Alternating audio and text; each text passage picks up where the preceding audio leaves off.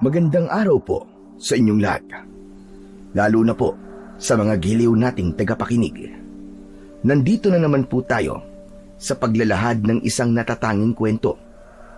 Ang may 10 taong gulang na batang si Tonyo ay nangarap na magkaroon ng isang kumpletong pamilya. Ngunit malupit ang kanyang amang si Mang Daniel. Palagi siyang binubugbog nito at pinapalayas sa kanilang bahay. Walang kinagis ng ina si Tonyo, kaya ang galit sa kanyang dibdib ay naipon para sa kanyang inang umabandona sa kanya. Tanging ang larong karera ng kalapati ang pinagkakaabalaan niya. Ngunit sa hindi inaasahang pagkakataon, pinatay ni Burnog ang kanyang kalapati. Sa sobrang sama ng kanyang loob, ay nagpalipas siya ng sama ng loob sa kagubatan. Dito niya makikilala ang isang mahiwagang kalapating pangarera. Ano ang matutuklasan niyang lihim sa mga taong nakapaligid sa kanya? At ano ang isang bagay na ipagkakaloob ng kalapati kay Tonyo? Matatalo kaya nito ang pinuno ng mga aswang?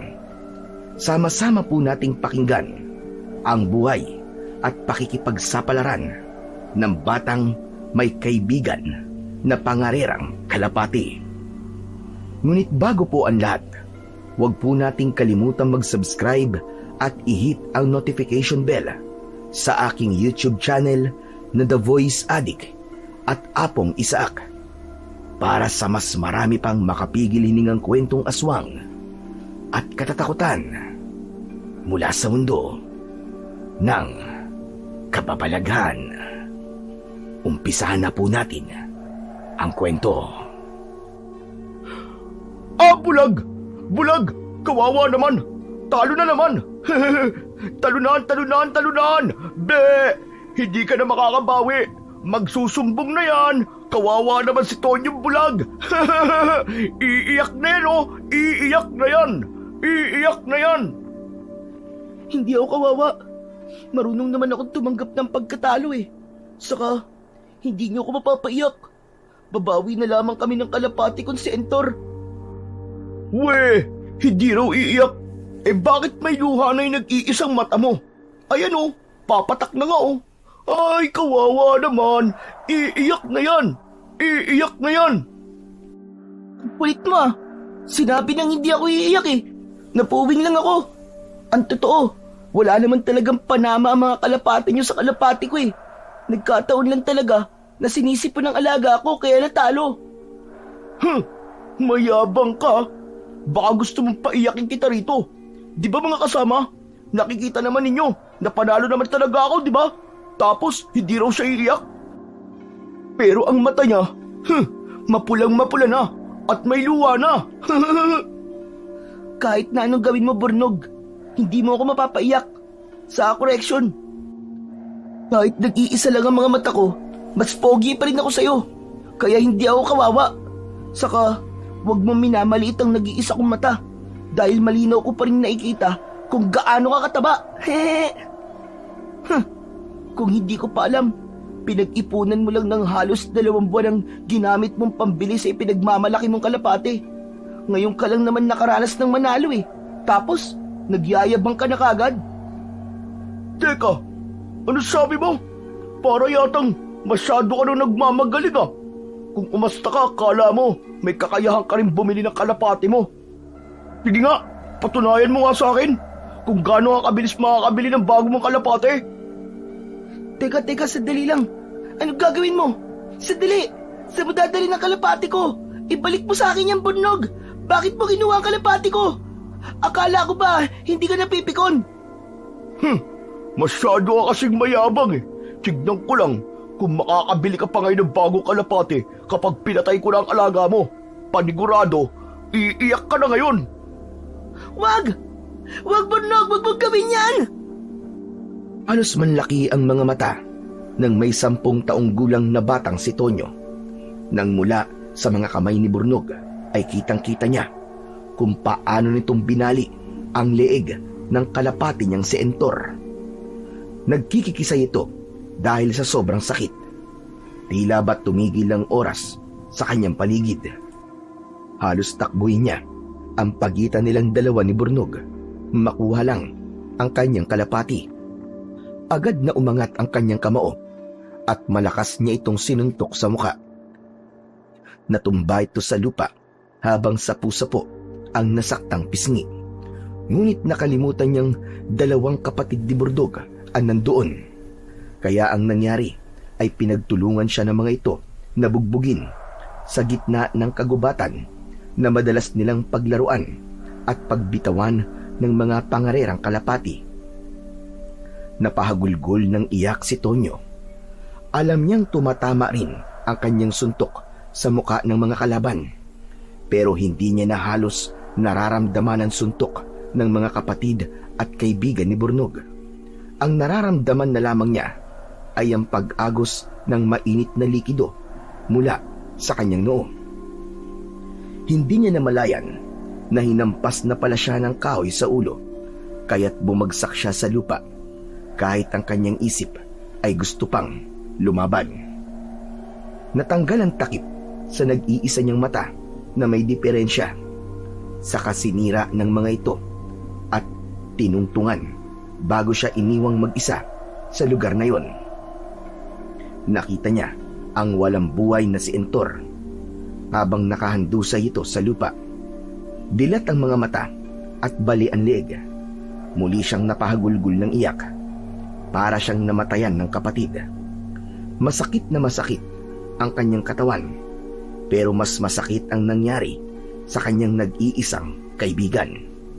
Pagapang siyang lumapit sa kanyang patay na kalapati na iniregalo pa sa kanya ng kaibigang umalis papunta sa Maynila. Panay ang sigaw niya habang umiiyak. Entor! Entor, Diyos ko po! Ang mga walang hiyang yon, binali ni Bornog ang leg mo. Huwag kang mag-alala, Entor. Igaganti kita. Igaganti kita. Patawarin mo ko, Entor, ha? Wala akong nagawa para iligtas ka. Entor! Nanginginig ang mga kamay ni Tonyo nang dinampot ang alaga niyang kalapati. Nagpadala siya sa galit kanina, kaya niya nasabi ang mga bagay na yon kay Bornog. Hindi sana nito pinatay ang kalapati niya. Kaya galit na rin siya sa kanyang sarili. Ngunit hindi naman tama na patayin nito ang pinakamamahal niyang alaga. Sa dami ng tinamo niyang sugat sa katawan, pasa at pagkasira ng pantaklob niya sa kanyang kaliwang mata, ay siguradong malalagot na naman siya sa kanyang ama. Bata pa lang nang mawala ang kaliwang mata ni Tonyo. Nasanay na siyang isa lamang na mata ang ginagamit niya. Buong buhay niya ay hindi niya nakita kung ano ang itsura ng kaliwa niyang mata. Dahil sa tuwing hinuhubad niya yun, ay pinapagalitan siya ng kanyang amang si Mang Daniel. At ngayon, nasira niya ang pantakip at namatay pa ang alaga niyang kalapati. Parurusahan siya ni Mang Daniel at baka palayasin na naman sa kanilang bahay. Madalas siyang natutulog sa kakawyan kapag napapagalitan siya ng kanyang ama. Pero ngayon, alam niyang hindi siya nito mapapatawad. Ibinalot ni Tonyo ang patay na kalapati sa kanyang damit habang paika-ika sa paglalakad. Tinahak niya ang daan pauwi sa kanilang bahay. Ilang minuto lang ang lumipas ay nakita niyang nakaabang na ang kanyang ama. Nakatingin ito sa kanya, bakas ang galit sa mga mata. Naabutan niyang kaalis lamang ng grupo ni Bornog. Paniguradong nagsumbong ang mga ito at siya na naman ang palalabasing masama. Kahit kailan ay hindi siya pinaniniwalaan ng kanyang ama. Kaya anumang kasinungalingan ang sabihin ni Bornog kay Mang Daniel, ay yun ang magiging tama.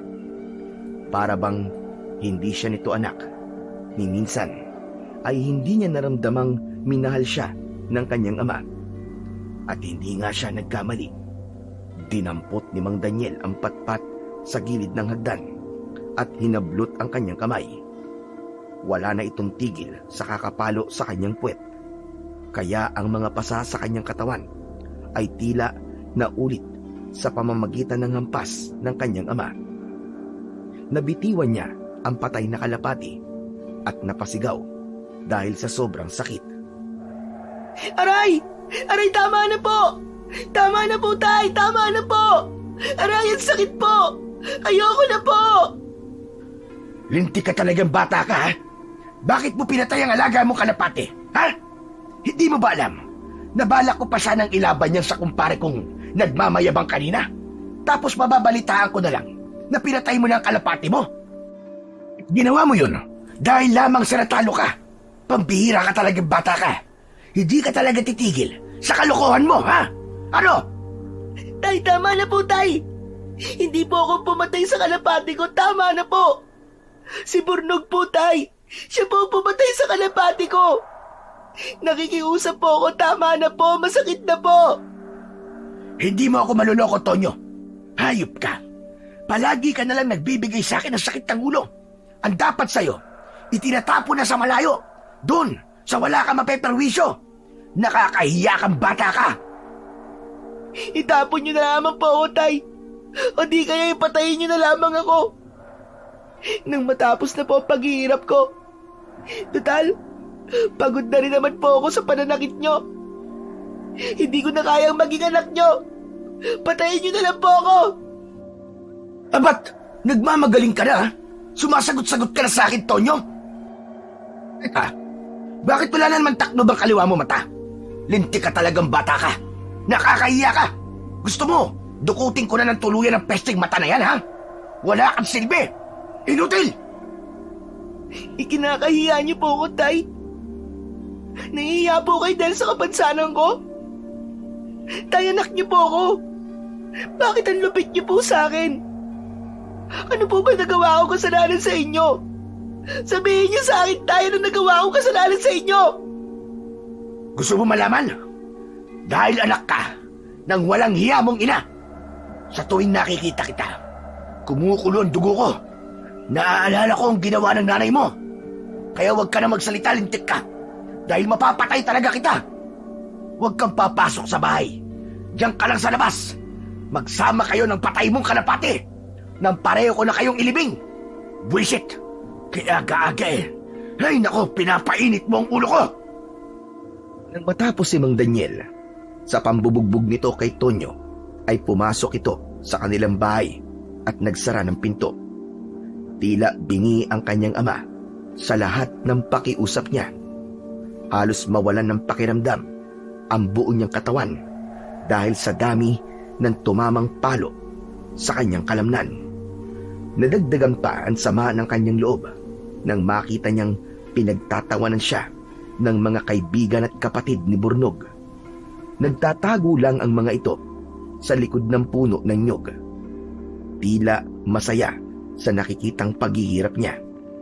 Kaya nasabi niya sa kanyang sarili, nagaganti siya. Ipapakita niyang hindi siya matatalo ng mga ito. Pinigilan niyang wag pumatak ang luha niya mula sa kanyang mga mata. Ipapakita niyang hindi siya nasasaktan. Simula sa araw na yon, ay hindi na siya iiyak kailanman. Nilapitan niya si Burnog habang nang aasar ang tingin, kasama ang kaibigan at dalawa nitong kapatid na tila gusto pang dagdagan ng sakit ng kanyang katawan.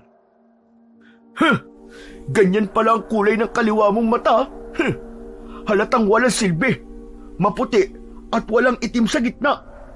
Tignan niyo mga kasama, oh. Kuya, pagbasdan niyo mabuti ang kalawang mata ni Tonyo. Parang mata ng sinigang na isda. Kawawa naman, oh. Nakangisi ang mga ito na sinilip ang kanyang matang may diferensya. Tinakluban niya yon ng kanyang palad at matalim na tumingin kay Burnog. Nanginginig ang kanyang katawan dahil sa labis na galit. Patawarin siya ng Panginoon dahil ng mga sandaling yon ay iniisip na niyang patayin ang mga ito. Sumusobra na kayo. Tandaan nyo, pagsisisihan nyo ang araw na to. Lalong-lalo ka na, Burnog. Gagantihan kita.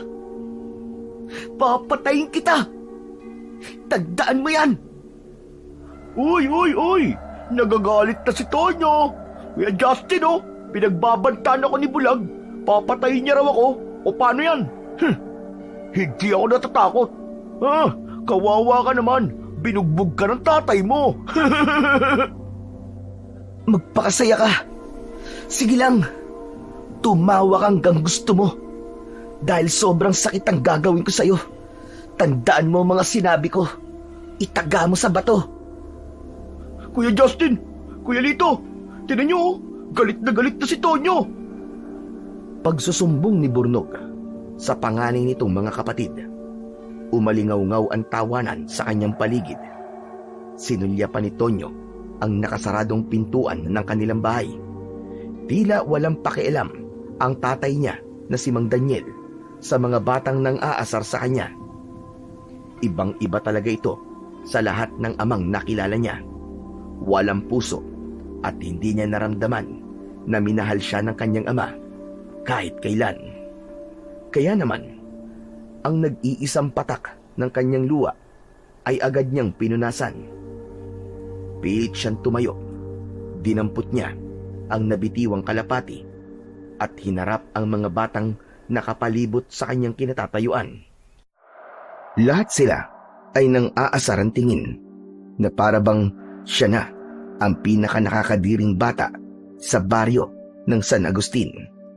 Ang baryong maraming naninirahang kalapating pangarera. Baliwala sa mga tao ang buhay ng mga ibon. Wala silang pakialam kahit mamatay pa ang mga kalapati. Ang mahalaga lang sa mga ito ay nananalo sila sa karera. Maya-maya pa ay merong lumapit na isang napakagandang babae. Mahaba ang buhok nito na lampas hanggang tuhod. Lahat ng mga bata ay napatitig sa babaeng may dala ng bayong. Para bang lagayan yun ng mga damit. Halatang galing ito sa ibang probinsya at dayo lamang sa kanilang lugar. Kapansin-pansin ang kwintas nitong may palawit na kulay itim na bote. Tila kumikislap ang laman ng maliit na bote sa tuwing tinatamaan yun ng sikat ng araw. Kita rin ni Tonyo ang mga kalalakihang nakasunod sa babae. Kahit nagtatago ang mga ito sa likod ng nyug, ay alam niyang humahanga ang mga ito sa ganda ng babaeng bagong dating. Kung sa bagay, halos lahat ng mga tao sa kanilang lugar ay puro mga lalaking iniiwan ng asawa at mas piniling manirahan sa lungsod ng Maynila. Kaya naman, sabik silang makakita ng babae o dalaga. Uy! Grabe mga tol! Bagyo ang katawan! Kapag binata na ako, niligawan ko ang dalagang yan. Napakaganda talaga at hindi nakakasawang tignan ang kanyang muka. Tignan mo Sabi nga nila materiales puertes. Lumapit ang babae sa kanila habang nakangiti. Ngunit kay Tonyo nakatingin. Hindi siya tumingin sa mukha nito dahil ang totoo, galit na galit siya sa mga babae. Galit siya sa kanyang ina na nang iwan sa kanya sa poder ng mapanakit at malupit niyang ama. Maya-maya pa ay nagsalita ito at hinahanap ang kanyang ama. Nagulat siya nang marinig niyang kasintahan daw ito ni Mang Daniel. May pangako raw ang lalaki na susunduin ito sa terminal, subalit hindi raw ito dumating. Habang nagsasalita ang babae, ay sa kanya pa rin ito nakatingin. Kaya naman, sinabayan niya ng talikod at hindi niya ito tinugon, habang naririnig ang mga sinasabi ni Burnog. Wow! Sobra naman yun! Ang sakit naman! May nobyo na pala at tatay pa ng kubag na to. Alam mo, miss, yung tipo mo sana ang gusto ko sa isang babae.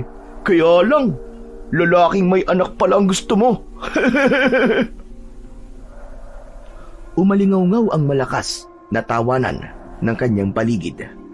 Habang si Tonyo naman ay paika-ikang naglakad palayo sa babaeng bagong dating. Hanggat maaari ay iiwas na lamang siya. Wala na siyang balak makialam sa kanyang ama. Nakahanap na naman ito ng panibagong asawa. Sa ilang beses nitong pakikipagrelasyon sa mga babae, ay halos umabot na yon ng 10. Magmula nang iwan sila ng kanyang ina, ay nalulung na ito sa mga babae. Bawat taon ay nagpapalit ito ng asawa. Kaya hindi na siya magtataka kung mauuwi rin sa hiwalayan ang mangyayari sa babaeng bagong dating. Mula sa kanyang kinaroroonan ay narinig niyang bumukas ang pinto ng kanilang bahay at nagsalita ang kanyang ama. Kinausap nito ang babae. Pagkatapos ay pinagalitan ang mga batang nanggugulo rito. Kaya naman, mas nilakihan ni Tonyo ang hakbang ng kanyang mga paa. Dala ang namatay niyang kalapati. Hawak ang damit na tila balutang sa ulap. Wala na siyang pakialam kung ano ang gagawin ng kanyang ama sa buhay nito, habang siya ay unti-unti nang nakakapasok sa kakahuyan. Saka lang din siya nakahinga ng maluwag. Pagsapit niya sa kagubatan ay agad siyang nagdukal ng lupa. Sa ilalim ng punong madalas niyang tambayan. Nang matapos sa paghuhukay ng lupa, ay maingat niyang inilagay si Entor. Saka muling tinakluban ng lupa. Pagkatapos niyang mailibing ito, ay pumuesto siya sa ilalim ng puno at saglit na nagpahinga. Masakit na masakit ang kanyang katawan at pakiramdam niya ay namamaga ang kanyang mga pasa. Muli niyang sinulyapan ang bahaging pinaglibingan sa kalapate. Naisip niya na sana siya na lang ang nakalibing doon. Mas lalong tumindi ang nararamdaman niyang galit para sa kanyang ina. Maraming katanungan ang nabuo sa kanyang isip, hanggang sa naramdaman niya ang pagbigat ng talukap ng kanyang mga mata, hanggang sa tuluyan na siyang nakatulog. Nang magising ang kanyang diwa, ay narinig niya ang isang tinig na malapit sa kanyang tabi. Pagmulat ng kanyang mga mata, nagulat siya sa napakagandang kalapating nasa tabi niya. Kulay asul ang balahibo nito at pula ang paa. Hinilinga niya ang kanyang paningin sa paligid dahil alam niyang may narinig talaga siyang boses ng isang batang umiiyak. Napabalikwas siya ng bangon at dahan-dahang lumapit sa kalapati. Teka, hindi ako maaaring magkamali. Ikaw ang narinig ko nagsasalita. Lumingon sa kanya ang kalapating may kakaibang kulay.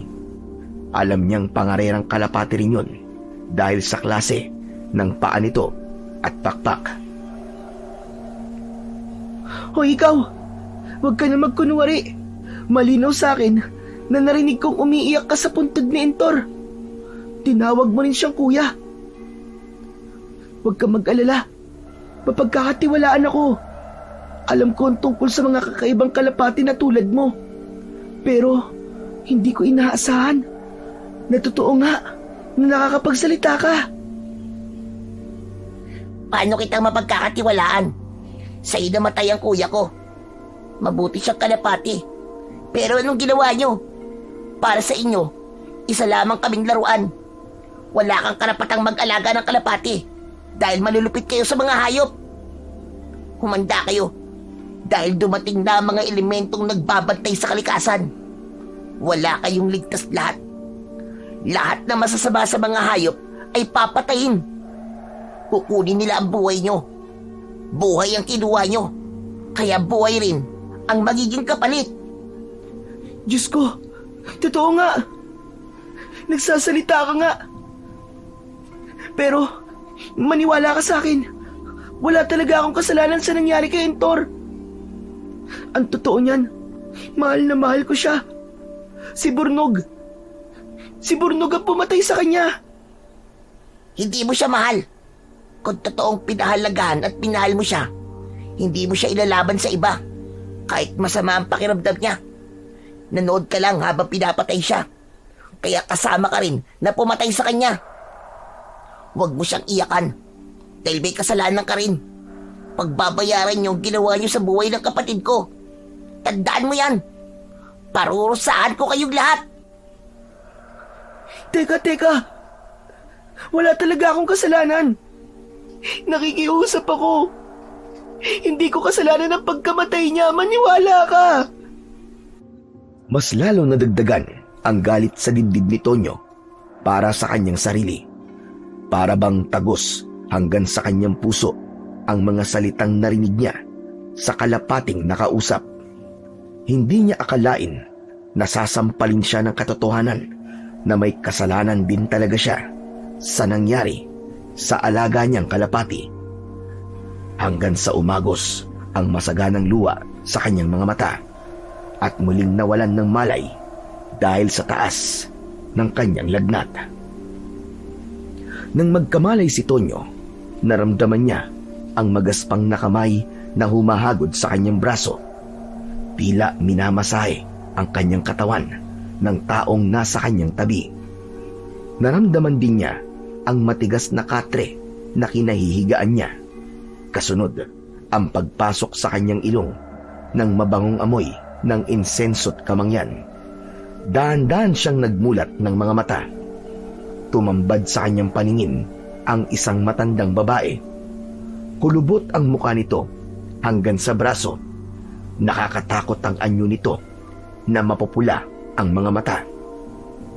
Napabalikwas siya ng bangon habang hindi inaalis ang tingin sa matandang nasa harap niya. Bakas din ng takot at pag-aalala sa mukha nito habang hindi inaalis ang tingin sa kanyang mukha. Teka, sino po kayo? At nasan po ako? Sabihin niyo po, nasan po ako? Pasensya ka na kung dinala kita rito nang walang paalam. Nakita kitang walang malay sa ilalim ng puno. Mataas ang lagnat. Maraming pasa sa katawan. Uuwi na po ako. Nakakatakot po ang itsura niyo. Saka bakit mapula po ang mga mata niyo? Aswang po ba kayo? Matagal na hindi nakasagot ang matandang babae. Sa halip ay napayuko ito. Kaya naman, mas lalong kinabahan si Tonyo. Tama siya sa kanyang sinabing aswang nga ang matanda. Mabilis ang tibok ng kanyang puso habang napabangon sa kanyang higaan. Napasiksik siya sa dingding ng silid at binalot ang katawan ng kumot. Takot na takot siya sa anyo ng matanda. Lalo na at nakikita niyang tila may pangil ang bibig nito. At bukod pa ron, madilim na ang labas ng bahay. Kaya nag-aalala siyang tumakbo papalabas ng bahay ng matanda para tumakas. Sandali lang! Huwag kang matakot sa akin, Tonyo! Hindi ako masamang tao, kagaya ng iniisip mo. Heto nga pala ang pantaklob mo sa iyong mga mata. Gamitin mo nang hindi marumihan yan. Inilahad ng matanda ang kamay nito at nakita niya ang isang bilog na pantaklob sa mata. Meron itong kulay itim na tali. Nanginginig ang kanyang kamay nang kinuha niya ang iniaabot nito, saka mabilis na itinali sa kanyang ulo bago muling sumulyap sa muka ng matanda. Hindi ka pa maaaring umuwi sa inyo. Mataas pa ang lagnat mo. Huwag kang mag-alala. Hindi ako lalapit sa iyo. Wala akong gagawing masama sa iyo. Sino po ba kayo? At bakit ngayon ko lang po kayo nakita? Ako tawagin mo na lamang ako nga, Lola Leda. Pasensya ka na kung natakot ka sa aking anyo. Ganito lang talaga ang mga mata ko Dahil mahilig akong kumain ng mga hilaw na karne. Ano po? Hilaw na karni ng ano po? Mga hayop lang ang kinakain ko. Hindi ako masamang nilalang, kagaya ng iniisip mo. Magsasalita pa sana si Tonyo nang bigla silang may narinig na kaluskos sa labas ng bahay ng matanda. Napatingin siya sa nakabukas na bintana. Bumakas din ang takot sa mga mata ni Lola Leda habang nakatingin sa kanya. Maya-maya pa ay nagmamadali na itong magsara ng pinto. Isinira nitong mabuti ang bintana sa kwarto at nagmamadaling lumapit sa lumang aparador. Kinuha nito ang isang pana na may berdeng hawakan. Pagkatapos ay sumulyap sa kanya. Maliksing kikilos ang matanda na parabang isa itong mandirigmang Amazona. Kahit na anong magyari, ay wag na wag ka lalabas dito. Bakit po, Lola? Ano po bang meron po sa labas? Mga kampon ng kadiliman na gustong pumatay sa akin. Dito ka lang at wag na wag kang magpapakita sa mga aswang hanggat wala akong sinasabi. Napakunot ang noo ni Tonyo. Hindi niya akalain na merong mga aswang sa kanilang baryo. Pagkalabas ng matanda ay narinig niya kagad ang mga pag-angil ng mga tinatamaan ng palaso ni Lola Leda. Kaya naman, hindi nakatiis si Tonyo. Lumapit siya sa dingding at sumilip sa siwang. Nakita niya ang mabilis na paggalaw ni Lola Leda habang nakikipagpambuno ito sa mga nilalang na nakapasok sa bahay nito. May mga nakahigang aswang sa sahig na panay ang pag-angil. Hinawakan sa paa si Lola Leda, ngunit mabilis nitong nasipa ang muka ng aswang na may anyong paniki. Bukod pa roon, merong mga pakpak ang nilalang. Meron ding malaahas at mahahabang dila, habang ang mga mata ay tila nagbabagang apoy. Mabilis ang tibok ng kanyang puso habang pinapanood ang pakikipagpambuno ng matanda sa mga nasabing aswang.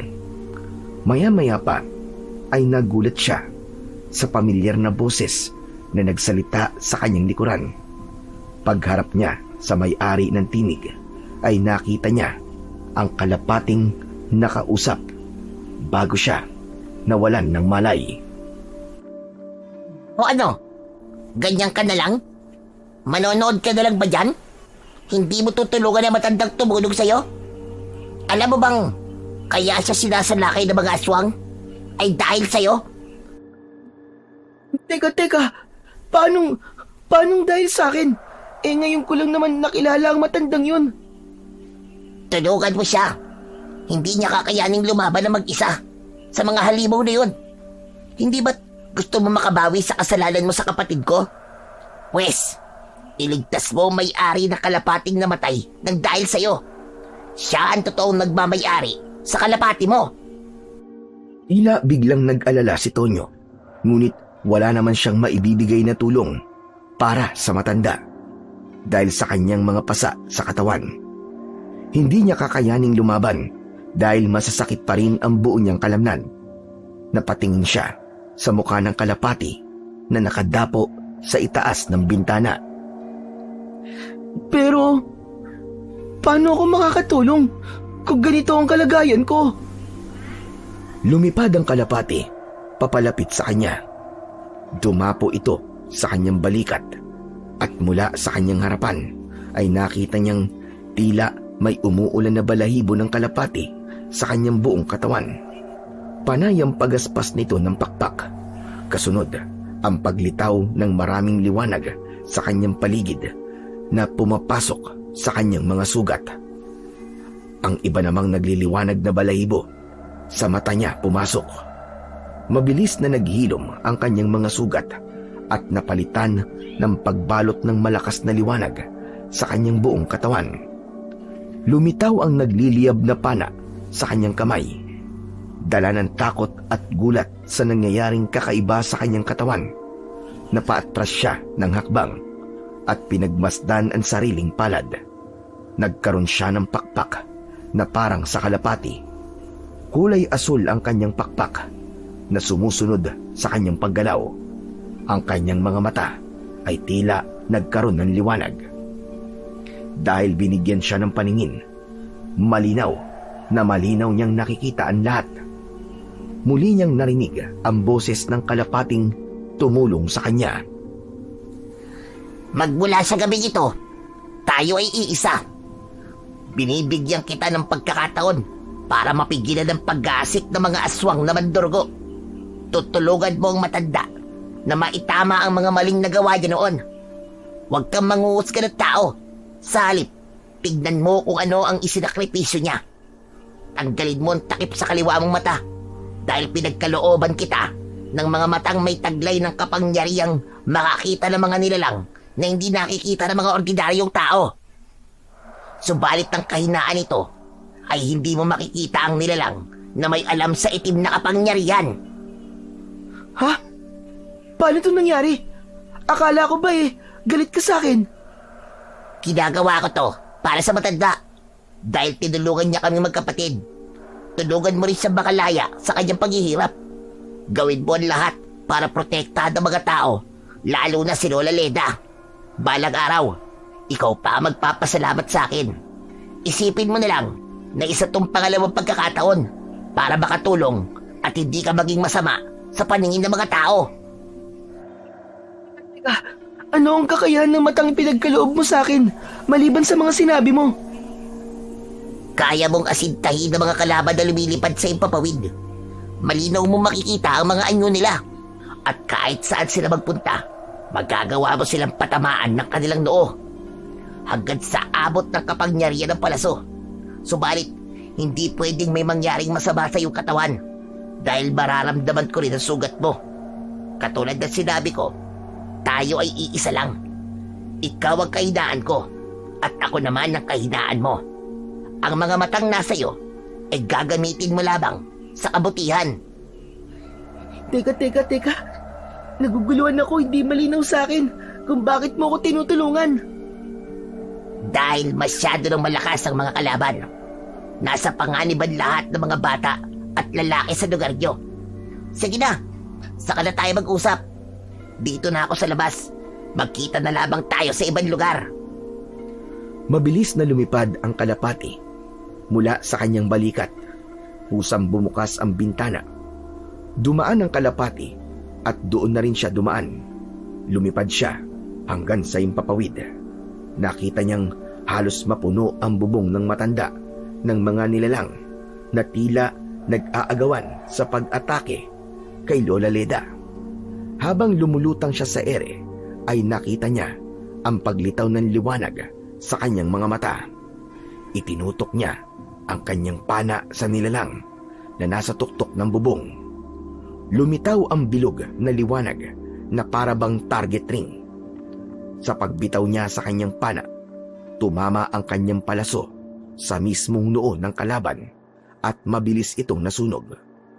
Napansin siya ng ibang mga nilalang, kaya lumipad ang mga ito papalapit sa kanyang kinaroroonan.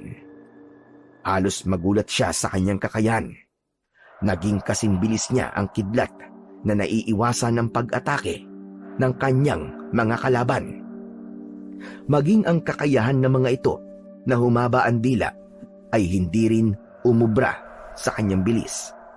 Pinutol niya ang mga dila nito sa pamamagitan ng kanyang pana na hindi nauubusan ng balang palaso. Kung anuman ang kababalaghang nangyayari sa kanya ngayon, ay napatunayan niya lamang sa kanyang sarili na meron pala siyang silbing nilalang. Napansin niyang lumipad ang kalapati na tila ba itinuturo nito sa kanya kung paano ang iba pang paraan ng paglipad. Kaya naman, dinagsa ng aswang ang dalawa at nasugatan si Tonyo. Ganon din ang tinamo ng sugat ng kalapati. Lumipad siya papalapit rito at inilagay niya ito sa kanyang balikat. Tama ka. Hindi pala tayo maaaring maghiwalay dahil mapapatay nila ako sa pamamagitan mo. Oo nga. Pasensya na. Hindi ko naisip na magagamit nila ako laban sa'yo. O sige. Kumapit ka lang na mabuti ha. Magpapahabol tayo. Para hindi nagambalain ng aswang si Lola Leda. Nararamdaman kong unti-unting naghihilom ang sugat natin sa dibdib. Pambihira. Hindi ko lubos maisip na mangyayari ito sa buhay ko. Pero hanggang ngayon, hindi ko pa rin alam kung ano ang itatawag ko sa'yo. Oo nga pala. Hindi ko pa nasasabi sa'yo ang pangalan ko. Ako si Sidor. Pasensya na sa mga nasabi ko kanina. Hindi ko naman kasi akalain na ikaw yun. Ano? Anong ikaw yun? Anong ibig mong sabihin? Basta, hindi pwedeng sabihin. Pero malalaman mo rin. Kalimutan mo na ang galit ko. Isipin mo ngayon, magkasama na tayong pipigil sa lumalakas na kapangyarihan ng mga aswang na mandurugo. Paikot na lumipad si Tonyo habang panay ang pagpapahabol nila sa rumaragasang dami ng aswang na mandurugo. Malapaniki ang huni ng mga ito na masakit sa kanilang pandinig. Ang malakas na paghila ni Tonyo sa pana ay tumatama sa noo ng mga kalaban. Hindi kinakaya ng mga ito ang nagliliyab niyang palaso. Kagad silang nasusunog at sumasama sa hangin ang mga abo nito. Sa dami ng mga humahabol sa kanilang paglipad, marami rin ang kanyang napapabagsak sa lupa. Kaya naman, mas lalong nagiging agresibo ang mga ito na hulihin sila. Hindi nga ako nagkamali sa pagbibigay sa'yo ng kapangyarihan ko, Tonyo.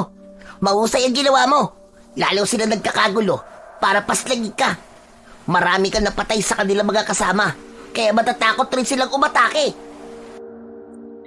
Tidor, kung maraming aswang sa baryo natin, bakit wala ko nababalita ang mga biktima? Dahil kay Lola Leda, siya lang ang lumalaban para ipagtanggol ang baryo nyo. Ngayon na may mga kasama na siya, madali na para sa kanya lumaban. Madali nyo lang magagapi ang pinuno ng mga aswang. Ang totoo, isa rin siyang aswang.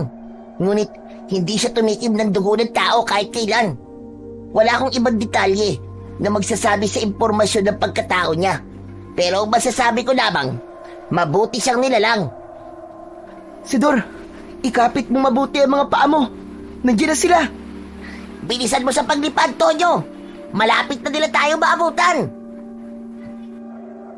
Umikot ulit sa paglipad si Tonyo at bawat pagsirko niya sa ere ay nagbibitaw siya ng umaapoy na palaso. Bawat pag-asinta niya ay sa noo tumatama ang kanyang palaso. Agad na nahuhulog ang mga kalaban at nasusunog bago pa man bumagsak sa lupa. Natakot ang mga ibang nilalang at hindi na sila hinabol. Nagkatinginan sila ni Sidor. Bakas ang tuwa sa kanilang mga mata. Ayos! Ang astig, Sidor! Natakot sila sa atin! Simula pa lang ito ng laban, Tonyo. Bumalik na tayo sa bahay ni Lola Leda. Baka kung napano na siya eh. Wag! Hindi maaari. Hindi kayo maaaring magkasama. Ang totoo, kaya nalagay sa panganib ang buhay ni Lola Leda dahil hindi kayo maaaring magkasama sa isang lugar. Dahil kung hindi, aatakin at sasalakayin kayo ng mga aswang, kagaya ng mga nangyari sa inyo kanina. Maliban na lamang kung mapapatay na ang pinuno ng aswang na mandurgo. Siya ang magiging matibay mong kalaban dahil alam niya ang itim na karunungan. O sige, bumaba muna tayo sa lupa. Ang hirap namang maintindihan ang sinasabi mo. Naguguluhan ako. Maingat silang lumapag sa lupa kasama si Sidor. Bumaba mula sa kanyang balikat at magkasamang nagpahinga sa ilalim ng puno. Malapit yon sa pinaglibingan niya sa alaga niyang si Entor. Sige, ganito. Ipaliwanag mo sa akin kung bakit hindi kami pwedeng magkasama ni Lola Leda at kung bakit kami sinalakay ng mga aswang. Sige na, para maintindihan ko ang lahat. Bawal sabihin kung ano ang dahilan eh. Hindi ako maaaring manguna sa paglalahad ng totoo tungkol kay Lola Leda. Basta't ang alam ko lang, ay parehong manganganib ang buhay nyo kapag ipinagtagpo kayo sa iisang lugar. Isa lamang ang pakiusap ko. Labanan at pigilan mo makapangyari ang pinuno ng mga aswang na mandurugo. Nasa panganib ang mga bata at kalalakihan sa baryo nyo. Gaano nakatagal na merong mga aswang sa baryo namin? Matagal na. Ngayon lamang sila naging agresibo ng ganyan dahil nagising na ang kanilang pinuno. Ha? Nagising? Paano nagising, Sidor? Nagising na ang malupit at mapaminsalang nilalang na matagal nang nananahimik. Ngayon lamang ulit nagkagulo ng ganito. Kaya malakas sa kutob kong nagdito na siya sa baryo ng San Agustin. Ano nga pala yung sinasabi mo sa akin na mapaparusahan din ako sa mga nagawa ko sa Kalapate? Yun ba? Pasensya ka na. Nasabi ko lang yun dahil sa galit ko. Alam ko naman na hindi mo magagawa yun. Sige na. Takluban mo na ulit ang kaliwa mong mata. Para kasing nakikita ko ang sarili kong mata sa iyo eh. Ang pangit pala. Nakakatakot. Aba, mapagbiro ka rin pala ha, Sidor? Medyo lang. Napapangiti na muling ibinalik ni Tonyo ang kanyang takip sa mata bago muling kinausap ang kalapating si Sidor. Teka, matanong kita. Ano nga pala ang plano mo? Pwede na ba akong umuwi sa bahay? Huwag muna. Hindi pwedeng makita ng tatay mo na wala ka ng sugat sa katawan. Walang maaaring makaalam ng tungkol sa kapangyarihan mo. Pakiramdaman mo ang likod mo. Kusang naglalaho ang mga pakpak at sandata mo sa oras na matakluban ng kaliwang mata mo. Kaya ingatan mong matanggal yan ha, sa harap ng maraming tao. Dahil mapapahamak ka.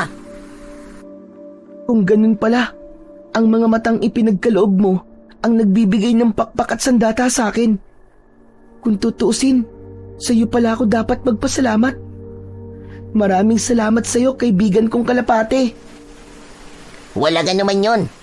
Subalit ang taglay mong kapangyarihan ay merong kaakibat na tungkulin. Protektahan mo ang mga tao laban sa pamiminsala ng mga aswang. Mag-iingat ka at huwag kang magpadala sa galit mo. Alisin mo ang pagiganti sa puso mo. Alisin mo ang galit dahil dadalhin ka niyan sa kapahamakan at kasamaan. Maraming salamat, Sidor. Kung hindi kita nakilala, maaaring gumawa na ako ngayon ng paraan para makaganti. Pumagit na ang katahimikan sa kanilang dalawa habang ang maririnig na lamang nila ay ang huni ng insektong panggabi. Naluluwang nagpunas ng mata si Tonyo. Hindi niya masabi kay Sidor na may isang bahagi ng kanyang puso ang merong matinding galit para sa kanyang inang umabandona sa kanya. Hindi ka maaaring magsinungaling sa akin, Tonyo. Katulad ng sinabi ko, nararamdaman ko rin na matinding galit sa puso mo. Dalawa tayong nasasaktan. Tungkol ba to sa iyong ina? Alam mo pala, pasensya ka na, kaibigan. Pero, hindi ko kayang mawala ang galit sa dibdib ko pagkatapos ng nangyari sa akin. Iniwan ako ng aking ina. Ikinahihiya ako ng sarili kong ama. Hindi niya ako mahal. Kaya hindi magiging madali para sa akin ang kalimutan na lang ang galit sa puso ko. Naiintindihan ko naman yon, kaibigan. Hindi naman kita pipilitin kung ayaw mo. Pero ang pag-iiganti, mali yun. Maging ang magtanim ng galit sa iyong kapwa. Sabi nga ni Lola Leda, mahalin mo ang iyong kaaway. Ewan ko sa'yo, Sidor. Puro ka talaga kalokohan eh. Aba, hindi kalokohan yung sinasabi ko sa'yo. Totoo yun, Tonyo. Saka meron pa. Kapag binato ka raw ng bato, batuhin mo rin ng tinapay. Ano? Binato ka ng bato tapos babatuin mo ng tinapay? Parang ang labo naman nun, Sidor. Bakit ba parang marami kang alam? Sino ka ba talaga? Sasabihin ko na sa'yo, isa akong diwatang namamahala sa lahat ng mga kalapati. Kasama na ang pamamahala sa pangarerang kalapati. Sa tuwing nananalo ang mga kalapating pinapakawalan ng mabubuting bata, ay nadadagdagan ang aming lakas. Ako lang ang nagtataglay ng kakaibang kapangyarihan. Alam mo bang, ang mga nagpapakawala sa pangarirang kalapati ay masamang tao? Nangihina ako at nagkakasakit. Saka yung mga nabanggit ko kanina, totoong nanggaling yun sa Biblia, na ang ibig sabihin, tanggalin sa puso ang galit at paghihiganti. Sa halip, magpatawad ka at mahalin ang taong nagkasala sa'yo. Mahirap, pero kailangan gawin. Habang tumatagal, ay mas lalo lamang kitang naiintindihan, Sidor. Kakaiba ka talaga. Maraming salamat ha, dahil pinili mo ko, at maraming salamat sa isang pagkakataon para maunawaan ko ang lahat. Ginagawa ko to dahil kay Lola Leda. Tumatanaw lang ako ng utang na loob sa kanya. Alam mo, Sidor, nahihiwagaan talaga ako sa pagkatao ni Lola Leda. Bakit ganyan na lamang ang pagpapahalaga mo sa kanya? Dahil kung hindi dahil sa kanya, matagal na akong namatay. Iniligtas niya ako at muntik na siyang mapahamak. Matagal na nagkikwentuhan ng dalawa bago nila naramdaman ang antok. Tuluyan silang nakatulog sa ilalim ng puno na madalas nilang pagtambayan. Malalim ang kanilang tulog dahil sa kanilang pagod na katawan. Kinabukasan ay naramdaman ni Tonyo ang pagtama ng mainit na sikat ng araw sa kanyang muka. Pati na ang naririnig niyang hagik-gikan ng tawa na tila ba pinaglalaruan siya. Naramdaman niya na basa ang kanyang muka. Kaya naman, agad siyang nagmulat ng mga mata. Nahaplos niya ang kanyang muka at nakita niya ang putik sa kanyang palad. Saka lamang napansin ni Tonyo na nasa harapan niya sina Burnog kasama ang mga kaibigan nito. Mabilis siyang napatayo at napalayo sa mga ito. Mabuti na lamang at hindi pinakialaman ng mga to ang takip sa kanyang kaliwang mata. Hinanap niya si Sidor. Bumundol lang kaba sa kanyang dibdib dahil sa labis na pag-aalala na baka pinatay ng mga ito ang kaibigan niyang kalapati. Ngunit nagulat na lamang siya sa biglang paglipad ni Sidor at pagdapo nito sa kanyang balikat habang nakatingin sa 5 mga bata na nakangising pinagtatawanan ang kanyang itsura. Pasensya ka na, Tonyo. Iniwan kita at pinabayaan kitang paglaruan nila. Ayokong mahalata nilang may kakaiba akong tinig. Hindi mo kailangan humingi ng pasensya sa akin, Sidor. Nagpapasalamat nga ako kasi ligtas ka eh. Hindi ka nila hinuli para saktan. Aba, ayos rin. May bago ka na palang laruan, Tonyo. Bakit? May laban ba yan sa kalapati kong tumalo sa barad mong kalapati? Kung ganon, siya pala ang pumatay sa kapatid ko. Tama ka, Sidor. Siya nga ang pumatay sa kapatid mo. Pabira! Nakakatawa! Tignan niyo mga par! Kinakausap niya ang kalapati niya! Naalog na yata ang ulo pagkatapos bugbugin ng airpat niyang baliw! Hindi baliw si tatay. At lalong hindi ako nasisiraan ng ulo.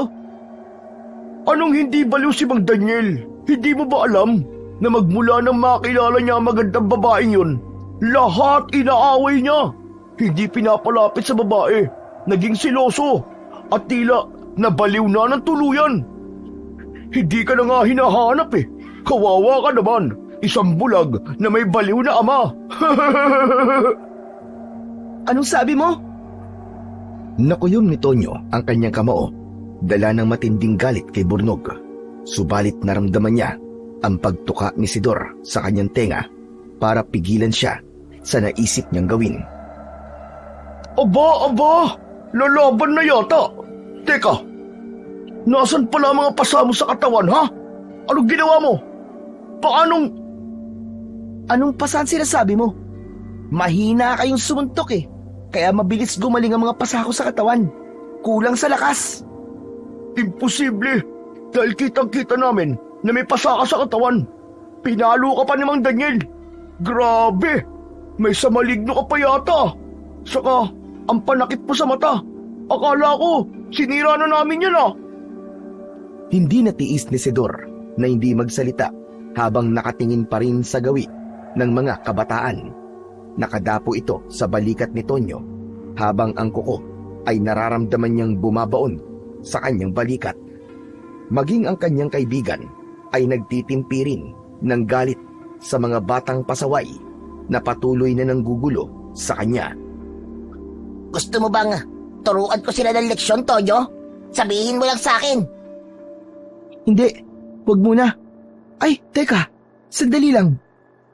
Kung ganon, ako lang palang nakakarinig sa boses mo, Sidor. Aba, ngayon mo lang ba nalaman? Pambihira ka. Kagabi pa tayo nag-uusap eh. Hanggang ngayon, hindi mo pa rin pala naiintindihan?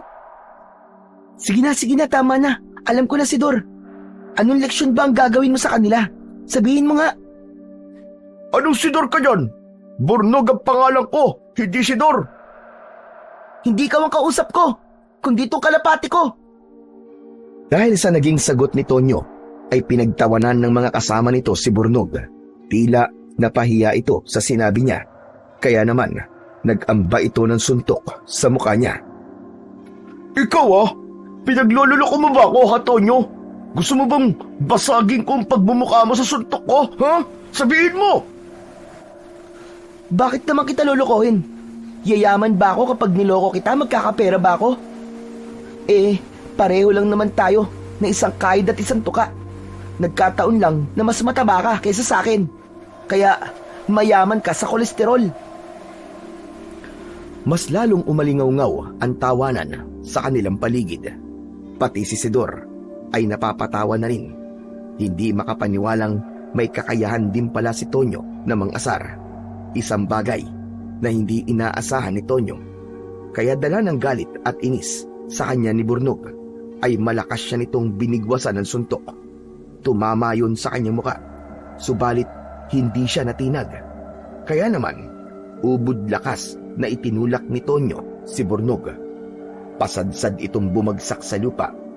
Hindi naman nagustuhan ng mga kasama nito ang ginawa ni Tonyo. Kaya't sabay-sabay sanang aatake ang mga ito papalapit sa kanya. Ngunit sumigaw si Burnog para pigilan ang mga ito. Sandali lang! Ako ang hahatol sa mayabang na yan. Ibalato na ninyo sa akin. Akong bahalang dumurog sa kanya. Sus, puro salita ka lang naman eh. Hindi mo ba naalala ang usapan natin, Burnog? Pagkatapos mong patayin ng alaga kong kalapate, sabi mo, pabilisan ang pagbili. O paano ba yan? Nanalo ako. May nabili ka agad akong kalapate. Kaya ba mayabang ka na ngayon? Kung di ko pa alam, nanggaling ang perang ipinambili mo dun sa babaeng nauuto ng tatay mo. Nanginginig sa galit si Tonyo. Kahit hindi niya ipahalata kay Burnog, alam niyang napansin ito ang galit sa kanyang mga mata. Kaya napahagalpak ito ng tawa habang itinuturo ang kanyang muka na tila ba ng aasar. Nagsimula na rin magtawanan ang mga batang kasama nito. Natigil lamang na muling magsalita si Burnog. Kinuha nito ang kalapating dala ng kapatid. Saka tila naghahamon ng laban sa pamamagitan ng isang karera. Alam mo, Tonyo, hindi pa naman likas sa akin ang pagiging masama. Bibigyan kita ng pagkakataon para makabawi. Pero sa isang kondisyon. Baka magsisi ka, Burnog. Huwag mo akong hahamunin. Ikaw ang baka magsisi. Dahil ang pustahan ay kung sino ang mananalo, kukunin niya ang kalapati ng kalaban. Isang nakakalokong ngisi ang sumilay sa labi ni Burnog habang nakatingin kay Sidor na nasa balikat pa rin ni Tonyo. Bumundol ang kaba sa kanyang dibdib. Nag-aalala siyang matalo ulit at mapahamak si Sidor. O ano? Lalaban ka ba ha, Tonyo? Tignan ko lang kung manalo ka sa akin. Sige, Tonyo, pagbigyan mo siya. Sa pagkakataong ito, mabibigyan ko ng hustisya ang pagkamatay ng kapatid ko. Sige, lumaban ka. Ano? Lalaban ako? Teka, di ba Ang sabi mo, hindi tayo gaganti dahil masama yun? Hindi pag-iiganti ang tawag dito, Tonyo, kundi pagbibigay parusa sa mga nagkakasala. Humirit ka ng isang parusa na magpapabago sa ugali nila. Sige, Isidor. Anong klaseng parusa ang gusto mong sabihin ko? Paningin. Madalas ka nilang tuksoin dahil sa iyong mga mata, di ba? Kaya naman, paningin ng kapalit sa karera ng kalapati. Sinabi ni Tonyo ang mga suwestyon ni Isidor. Sa una ay pinagtawanan siya ng mga ito, pero dahil likas kay Burnog ang hindi marunong tumanggap ng pagkatalo, kumasa ito sa pustahan nila. Kapag nanalo si Burnog, kukunin nito ang kalapati niyang si Isidor. Kapag si Tonyo naman ang mananalo, kukunin ni Isidor ang paningin ni Burnog. Walang kaalam-alam si Burnog na may posibilidad talagang mawala rito ang paningin dahil isang makapangyarihang diwata ang alaga ni Tonyo. Sige, payag na ako. Ang mauunang kalapate na makakabalik sa braso natin ang siyang tatanghaling panalo. Sige, pumapayag ako. Pumosisyon na ang dalawa sa dating lugar na pinaglalabanan nila. Katulad ng dati, nagkalat ang mga kaibigan nito para matiyak na walang mandadaya. Si Tonyo, na walang ibang kasama, ay kumpiyansa siyang mananalo si Isidor. Bumilang ng 3 si Burnog, sabay pakawala ng 2 kalapati sa ere.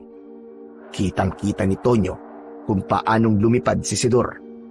Pagkalipas ng 10 minuto, naunang bumalik si Isidor sa nakalahad na braso ni Tonyo.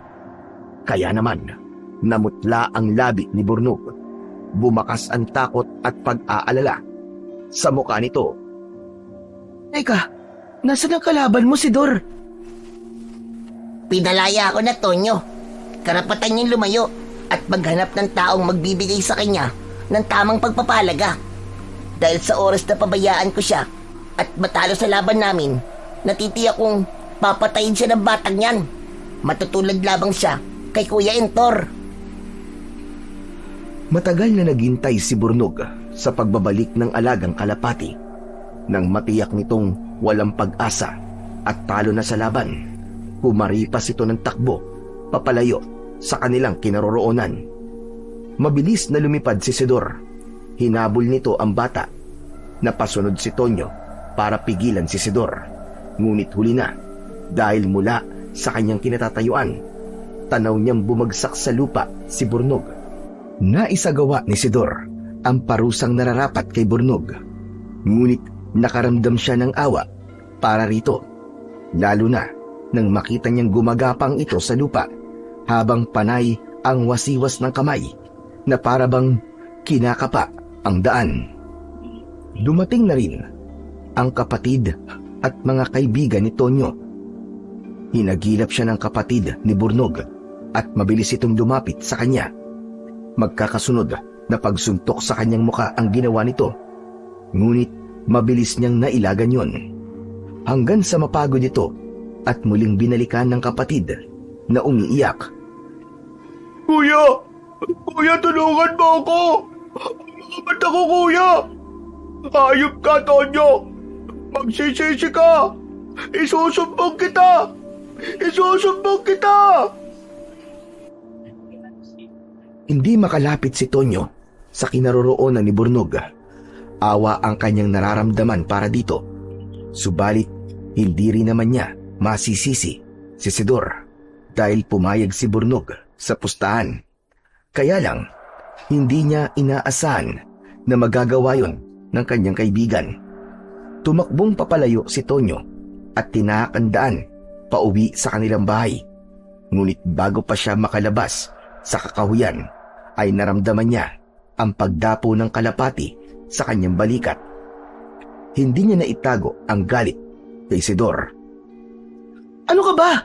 Bakit mo ginawa yun, Isidor? Bakit mo kinuha ang paningin ni Burnog? Bakit binulag mo siya? Nagagalit ka ba? Ngayong alam mo na kahit makaganti ka sa kanila, ay hindi ka pa rin magiging masaya. Hindi ka magkakaroon ng katahimikan.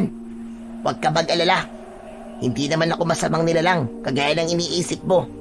Binigyan ko lang siya ng leksyon para maintindihan niya kung bakit ko siya pinarusahan. 2 araw lamang mawawala ang kanyang paningin. Ngunit hindi siya lubos na gagaling sa oras na hindi pa rin siya nagsisisi sa kanyang mga kasalanan at hindi siya humingi ng tawad sa kalapating pinatay niya. Ako mismo nagsabi nun sa kanya. Pero, Sidor, naaawa pa rin ako sa kanya. Ganun talaga. Dahil hindi ka naman lubos na masama, Tonyo. Teka, wag mo nang isipin yun. Hayaan mo munang lumipas sa 2 araw. Kailangan niyang magsisi ng bukal sa kanyang kalooban. Dahil kung hindi, palagi nang mawawala ang kanyang paningin. Ang ibig sabihin ng pagkawala ng paningin ng 2 araw ay pagninilay-nilay ng isang taong pinarusahan ng isang diwata. At sa oras na matapos na ang pagninilay-nilay, kailangan magsisi sa nagawang kasalanan ng bukal sa kalooban ng naparusahan. Yun ang batas ng diwatang namamahala sa kalapating pangkarera. Kaya wala nang nagawa si Tonyo kundi ang tanggapin ang ginawa ni Sidor ay naaayon lamang sa naging pustahan ng mga ito. Isang buhay ng kalapate ang nailigtas nito sa kamay ng malupit na si Burnog. Maya-maya pa ay narating niya ang kanilang bahay. Lumipad ng mataas si Sidor at iniwan si Tonyo sa tapat ng kanilang bahay kung saan kitang-kita niya ang isang babaeng nakadilaw na bestida. Nakatali ang buhok nito ng paitaas habang nakayukong nagwawalis. Nakalaylay ang kwintas na may palawit na bote. Tila ba nakadagdag sa magandang aura ng babae. Sa gilid naman ng kanilang bahay ay nakatingin si Mang Daniel, nakangiti at tila masaya sa nakikitang ginagawa ng babae. Ngayon lamang niya itong nakitang ngumiti. Tumigil ang babae sa pagwawalis at nagulat siya nang direktang tumitig ito sa kanyang mga mata habang nakatayo at yakap ang walis. Napakunot ang kanyang noo dahil napansin niyang maraming ugat ang nakalabas sa kamay nito na parabang hindi yun kamay ng isang dalaga. Inisip na lamang ni Tonyo na baka marahil masyadong malinis sa katawan ng babae at kahit pagod ang kamay ay naghuhugas pa rin ito ng palad. Dahan-dahan siyang lumapit sa kanyang ama. Kaya nang makita siya nito ay muling bumagsik ang anyo nito. Dumampot ulit ito ng patpat na ihahampas sana sa kanya. Ngunit humarang bigla ang babae. Tila ba nagpapakananay ito sa kanya. Umalis po kayo sa harapan ko. Si tatay po ang gusto kong makausap. Huwag kayong umasta na parang nanay ko. Abat, bastos na to ha. Asawa ko na si Marina. Kaya umayos ka ha. Kaya kong mamili sa inyong dalawa. Bakit ngayon ka lang umuwi? Tay, pasensya na po. Nawalan po kasi ako ng malay pagkatapos niyo po akong bugbugin eh. Nawalan ng malay. Kalokohan mo. Ayan at maayos naman ang itsura mo ah. Nawala nga mga pasamo sa katawan eh. Saan ka ba nagpunta? Dapat hindi ka nalang umuwi. Hindi mo ba nakikitang may bago na akong asawa?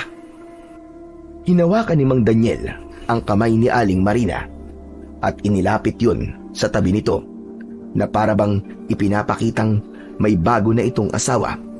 Pero hindi siya natinag. Nagpumilit pa rin siyang pumasok sa loob ng kanilang bahay. Pero nagulat siya nang sumalubong sa kanyang pangamoy ang mabahong singaw na tila nabubulok na karne. Kaya naman, diretso siyang pumasok sa loob ng kusina at nakita niyang may mga nakalaylay na karne ng baboy sa bubong na gawa sa anahaw. Nakatapat yun sa kalan na parabang pinaiinitan yun sa apoy. Hindi niya naramdaman na nakasunod na ang dalawa sa kanya at pilit siyang pinalalabas ng kanyang ama. Umalis ka ritong bata ka. Nakakaabala ka lang eh. Ang mabuti pa, ianda mo na mga damit mo at lumayas ka na. Magsama kayo ng nanay mong walang kwenta. Parehas lamang po kayo walang kwenta, tay. Wala kayong kwentang mga magulang. Pagkatapos yung magpakasarap, Ang nagdusay ako. Buong buhay ko, Tay. Hindi ko po naramdaman na minahal niyo ako. Kaya kayo ang walang kwenta. Tonyo, tigil-tigilan mo ang katrabahan mo, ha? Nakakairita ka. Hindi bagay sa'yo. Kaya umalis ka na. At wala akong panahon para makinig sa mga drama mo. Nakakahiya ka lang kay Marina. Kung nakakahiya po ako sa kanya, dapat marunong din po siyang maiya sa akin. Nakikinig siya sa pag-uusap natin. Pero hindi ko naman po siya pamilya. Lumagapak ang malakas na sampal sa pisngi ni Tonyo. Saglit lang ang sakit, ngunit hindi siya natinag. Sa halip, matapang niyang sinalubong ang tingin ni Mang Daniel. Nangako siyang hindi na muling papatak ang kanyang luha. Subalit iba ang sitwasyon niya ngayon. Para siyang pinipiga at sinasaksak ng kutsilyo sa kanyang dibdib. Parang gusto niya nang sumabog ng mga sandaling yon. Dahil sa nangyari, umalis si Aling Marina at hinayaan itong mag-usap ang mag-ama. Bakit, Tay? Masama po bang malaman kung anong klase kayong ama para sa akin? Pagkatapos, ang lakas po ng loob niyong mag-asawa ulit. Tapos ano? Gaganituhin niyo rin ang pagtrato? Iiwan din niyo ang babaeng yon? Alam niyo po ba kung bakit, Tay? Dahil wala kayong kwentang tao. Wala po kayong karapatang maging tatay. Kayong dalawa ni nanay, wala kayong karapatang maging magulang dahil masasama kayong tao. Mga wala kayong kwenta. Pagkatapos niyang sabihin yon, ay sumabog na ang masaganang luha sa kanyang mga mata at nanginginig ang kanyang mga kamay. Nawala ang pagtitimpi ni Mang Daniel at suntok ang ginawa nito sa kanya. Ngunit nailagan niya yon at gumanti siya ng pagtulak dito. Bumalandra ang kanyang ama sa lingding at natapon ng mga garapon sa estante. Nahulog ang mga kaldero, dahilan para matigilan si Mang Daniel. Hindi ito makapaniwalang malakas si Tonyo sa kabila ng edad nito. Dali-daling pumasok sa loob ng kusina si Aling Marina at inalalayan si Mang Daniel para makatayo. Bago siya nito tinignan ng masama, sinabihan siyang hindi dapat siyang lumalaban sa kanyang ama. Hindi ko po kailangan ng payo niyo, Aling Marina. Dahil hindi kayo ang nanay ko. At hindi rin kita pamilya. Abat, talagang bastos ka na, Tonyo, ah! Bakit ang lakas mo? Anong ginawa mo? Ipinagtatanggol ko lang po ang sarili ko laban sa walang kwentang amang kagaya niyo. Lalapit pa sana si Mang Daniel para muling suntukin si Tonyo. Ngunit mabilis siyang tumakbo papalabas ng kanilang bahay. Malalaki ang hakbang ng kanyang paa. Umiiyak at walang tiyak na patutunguhan. Galit na galit siya habang tinatahak ang daan papasok sa kagubatan. Naramdaman niya ang paglipad sa ere ni Sidor. Nakabantay ito sa kanya mula sa impapawid habang siya ay patuloy lamang sa pag-iyak. Hanggang sa makarating siya sa gitna ng kagubatan. Natanaw niya ang bahay ni Lola Leda. Lalapit sana siya, ngunit naalala niyang hindi niya ito pwedeng lapitan. Kaya naman, sa ibang direksyon siya pumunta upang magpalipas ng sama ng kanyang loob. Naupo siya sa putol na sanga ng kahoy at naramdaman niya ang pagbaba ng kalapati sa kanyang balikat. Ayos ka lang ba, ha, Tonyo? Pambihira ka. Kailangan pa bang itanong yan si Dor? Tsaka, alam ko naman na nararamdaman mo kung gaano ako nasasaktan ngayon. Bakit kaya merong mga magulang na ganun, no? Wala silang pakialam sa nararamdaman ng kanilang anak. Ewan ko. Hindi naman ganun ang mga magulang ko eh. Mahal na mahal nila kami ni Kuya Entor. Yun nga ang dahilan kung bakit nanatili ako sa mundo nyo. Hindi ko pa rin alam kung paano kong ipagtatapat sa mga magulang ko kung ano ang totoong nangyari sa kapatid ko. Patawarin mo ko sa nangyari sa kanya, si Dor, ha? Kumusta na nga pala si Bornog? Ayun, naiuwi na siya ng kapatid niya sa bahay nila. At yung mga kaibigan niya, walang natira sa kanya. Iniwan siya sa gubat, natakot nang mangyari yun sa kanya.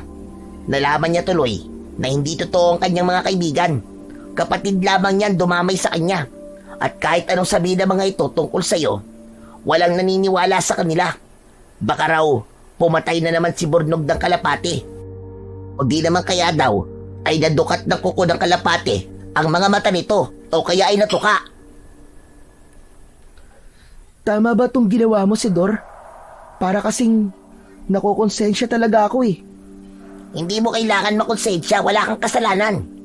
Tignan mo nga ang ginawa nila sa'yo. Natuyo na lamang ang putik sa mukha mo.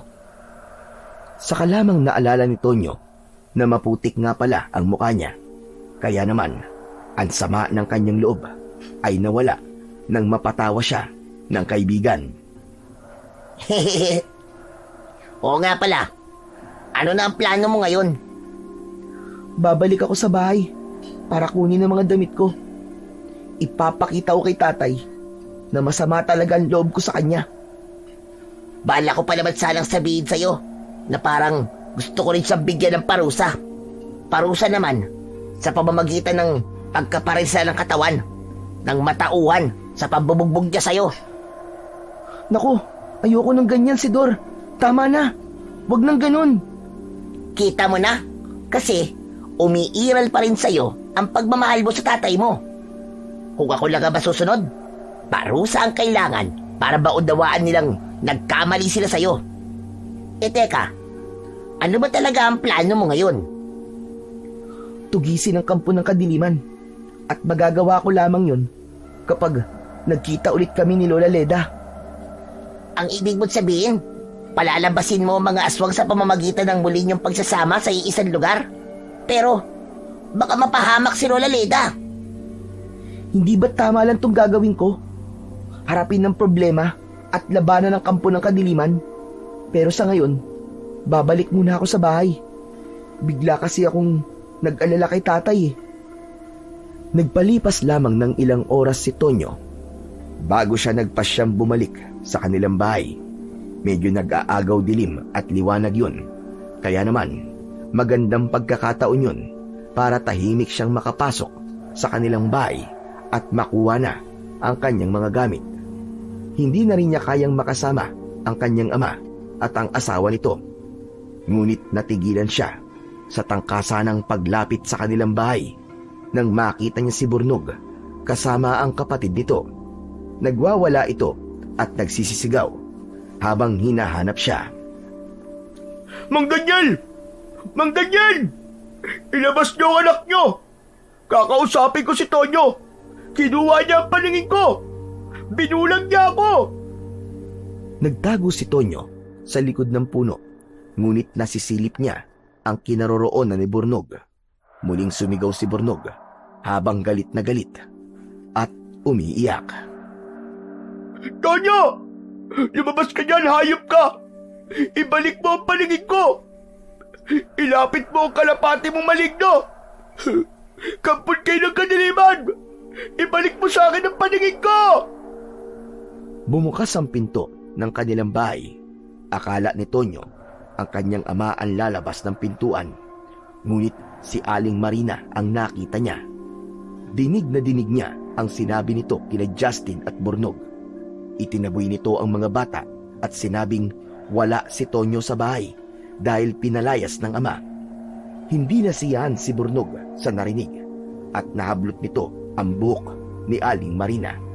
Naramdaman naman ni Tonyo ang pagdapo ni Sidor sa kanyang balikat. Aba, grabe! Talagang sumugod sa bahay niyo si Bornog. Matapang talaga. Hindi yan ang iniisip ko, Sidor. Pagmasdan mo si Aling Marina, parang may mali sa kanya eh. Tila nakangiti siya habang nakikipag-usap sa umiiyak na si Bornog. Teka, saan kaya niya dadali ng dalawang magkapatid? Napaunat sa pagkakatayo si Tonyo nang makitang inakay nito si Bornog papunta sa kakawyan. Tila ba nawala sa sarili ang magkapatid. Naging sunod-sunuran ng mga ito sa babae. Nagpalinga-linga sa paligid si Aling Marina na tila ba sinisiguradong walang nakatingin sa gagawin nito. Magaan ang akbang ni Tonyo na sinundan niya ang mga ito. Sidor, Sumilip ka sa bahay. Alamin mo kung ayos lang si tatay. Bumalik ka kagad sa akin, ha? Teka, ano ba gagawin mo? Iba ang kutob ko sa nakikita ko, Sidor. Basta makinig ka na lang sa akin. Siguraduhin mo kung ayos lang si tatay tapos balikan mo kagad ako. Mabilis na lumipad si Sidor papunta sa bahay ni Mang Daniel. Samantalang si Burnog at Justin naman ay natatanaw niyang naglalakad papasok sa kakawyan. Akay ni Aling Marina ang kamay ni Burnog. Habang sinusundan niya ang mga ito ay mabilis din ang tibok ng kanyang puso. Pakiramdam niya ay hindi na siya humihinga ng mga sandaling yon. Maya-maya pa ay tumigil ang mga ito sa gitna ng kagubatan sa madilim na bahagi ng kakawyan. Tinanggal ni Tonyo ang taklob sa kanyang mata habang nagtatago siya sa likod ng puno. Muling lumitaw ang liwanag sa kanyang kaliwang mata at malinaw niyang nakikita ang tatlong tao sa gitna ng madilim na kagubatan. Kasabay ng paglabas din ng pana sa kanyang kamay at pakpak sa kanyang likod. Muli niyang pinagmasdan ang nangyayari sa tatlo. Ganun na lamang ang panlalaki ng kanyang mga mata nang makita ang pagbabagong anyo ni Aling Marina. Naku po, Diyos ko! Nakakakilabot! Isa siyang aswang! Magkakasunod na pagdulok ng laway ang ginawa ni Tonyo. Habang hindi inaalis ang paningin sa nilalang na dahan-dahang nagpapalit ng anyo, kitang-kita ni Tonyo ang pagbuka ng likod nito at pagtubo ng malapad na pakpak. Humaba ang kuko nito sa daliri sa kamay habang nakahawak ito sa pisngi ni Burnog na unti-unting ibinubuka ang bibig para pumasok naman ang malaas na dila ng aswang. Tila nawala na talaga sa sarili ang magkapatid at hindi alam ang mga nangyayari sa paligid nila. Nang ganap ng aswang na mandurugo si Aling Marina, ay mabilis siyang nagpakita sa mga ito. Nanlalaki ang mga mata nito na umangil ng malakas. Nagulat din sa kanyang pagdating. Kitang-kita niya rin ang malabulate sa noo nito na nagbibigay proteksyon upang hindi niya tamaan ng palaso ang noo nito na siyang kahinaan ng aswang na mandurugo. Ang bilis ko namang mahuli ang halimo na nagtatago sa magandang anyo ni Aling Marina. Sabi ko na nga ba't parang may mali eh. Kaya pala ang kamay mo ay kulubot dahil isa kang aswang na nagtatago sa anyo ng isang magandang babae. Anong ginawa mo sa tatay ko? Imbis na sumagot, ay umangil ito ng malakas habang ang dalawang bata ay natumba sa lupa dahil nawalan ng malay. Hinarap siya ng aswang. Saktong nakabalik na rin si Sidor. Maging ito ay nagulat sa nadatnan at nakaramdam din ng takot. Toyo, mag-iingat ka! Malakas ang pinuno dahil may kapangyarihan siyang itim! Tama ka. Kutob ko. Nasa kwintas ang kanyang lakas. Hindi rin siya tatabla ng pana dahil sa kanyang pangontra sa noo. Sa muling pag-angil ng pinuno ng aswang na mandurugo, ay hindi nila inaasahan na dadagsiin sila ng malapaniki nitong mga alagad. Halos matulala si Tonyo sa maraming babae na may magagandang itsura, ngunit kagad ding nagbago nang magpalit ang mga ito ng anyo. Sumigaw ang pinuno at sinabi nitong sumugod sa kanila. Magkakasunod na pagbitaw sa palaso ang ginawa ni Tonyo, kasunod ng paglipad niya sa himpapawid. Mahihirapan siyang gumalaw kapag mananatili siya sa kakahuyan. Pagdating sa itaas, ay agad siyang inatake ng kagat ng kulay pulang mandurugo. Ngunit nakaiwas siya at nasalubong niya ito ng kanyang pana.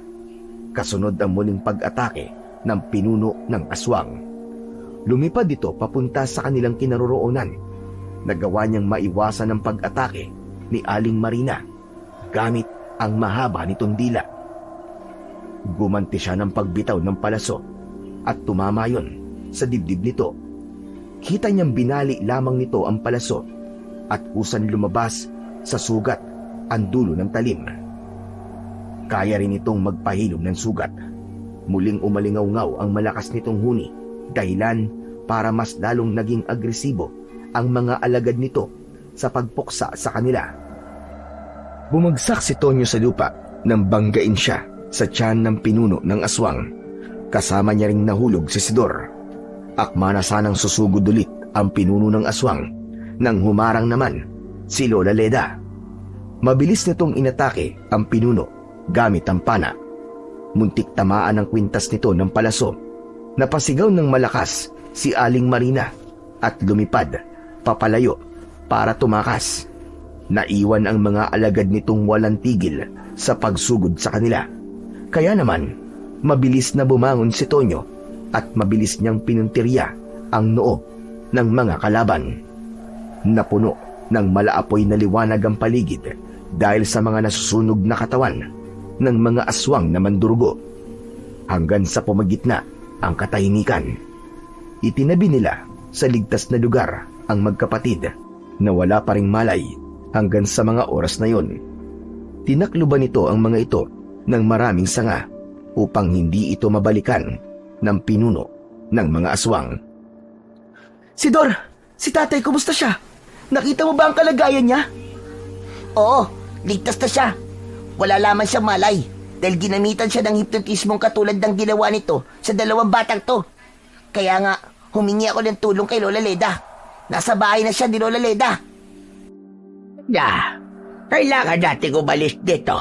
Natitiyak kong alam na ng pinuno ng mga aswang na wala na si Daniel sa bahay niya. Diyos ko, hindi ko alam na nandito na siya. Dahil sa pagmamadali, ay mabilis silang umalis sa lugar na yon. Pumunta sila sa bahay ni Lola Leda, ngunit bawal sa kanilang dalawa ang magsama sa iisang lugar. Kaya naman, bago sila makarating sa bahay ng matanda, ay maraming aswang na mandurugo ang sumalakay sa kanila. Hanggang sa naubos nila ang mga alagad ni Aling Marina. Humihingal na nagpahinga ang dalawa sa puno nang makitang hindi na umatake ang aswang. Kaya nagkaroon sila ng pagkakataon para makapag-usap. Maraming salamat at walang nangyaring masama sa iyo, Tonyo. Mabuti na lamang po at dumating kayo. Iniligtas niyo po ang buhay ko. Kumusta po pala si tatay? Ayos lang po ba siya? Ayos lang siya. Tara na, kailangan na nating puntahan si Daniel. Pagod man, ay napilitang tumakbo ang matanda papunta sa bahay nito. Ngunit pagdating nila roon ay nagulat silang naunahan na sila ni Aling Marina. Nasaan yung halimaw ito habang hawak sa ulo ang kanyang ama. Anak! Umalis ka na! Iligtas mo sarili mo! Teka, sandali! Bakit ganyan ang itsura mo? Bakit may pakpak ka? Mas lalong humigpit ang pagkakakapit ni Aling Marina sa buhok ng kanyang ama habang nakaluhod ito sa lupa sa tapat ng bahay ni Lola Leda. Tay, hindi po kita iiwan dito! Kahit naging malupit po kayo sa akin, kahit na kailan, ay hindi ko po nanaisin na masaktan po kayo. Patawarin mo ko, anak. Hindi ko alam na kapatid siya ni Elisa, ang babaeng nagpakamatay ng dahil sa akin. Matagal na hindi nakasagot si Tonyo sa sinabing yon ng kanyang ama dahil nakita niyang kumislap ang mga mata ni Aling Marina. Galit na galit ito na mas naging mabagsik ang anyo.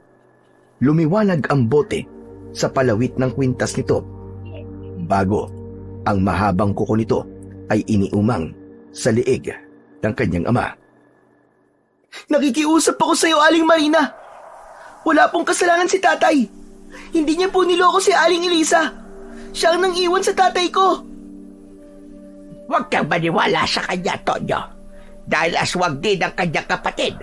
Ang gusto lamang ng aswang na yan ay magparami ng lahi. Sa tingin ko, minahal rin niya si Daniel dahil hindi niya nagawang saktan ang tatay mo at pinili niyang mambiktima ng iba kaysa ang patayin ng ama mo.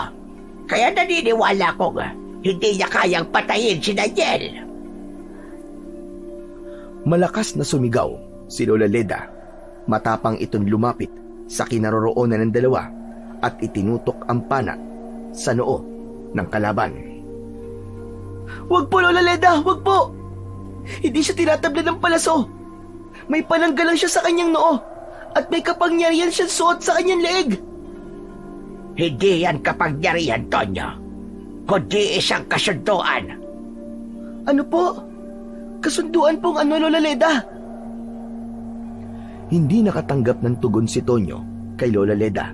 Sa halip, pinakawalan nito ang pana at inasinta ang noo ng nakatayong si Aling Marina. Ngunit katulad ng nangyari kanina, nabigurin si Lola Leda na tablan ng palaso ang kalaban. Kaagad na lumipad si Aling Marina sa impapawid. Dala si Mang Daniel. Tay! Kapag sigaw ni Tonyo, ay mabilis din siyang lumipad kasama si Sidor na hindi na nagsalita mula pa kanina.